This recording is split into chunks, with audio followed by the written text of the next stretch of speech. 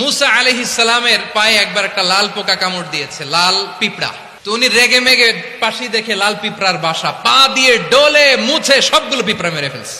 এই ঘটনাটা আল্লাহ ঘটিয়েছেন এজন্য মুসা আলাইহিস সালাম তিনি আল্লাহকে জিজ্ঞেস করেছিলেন, আল্লাহ তুমি যখন কোন জনপদে আযাব পাঠাও, শাস্তি দাও, ওখানকার শুধু জালেমরাই তো মরে না, ভালো মানুষগুলাও মরে, তো আযাব দিবা মুশরিকদের উপর দিবা, অবাধ্যদের উপর দিবা, ভালো মানুষগুলারে মারো কেন?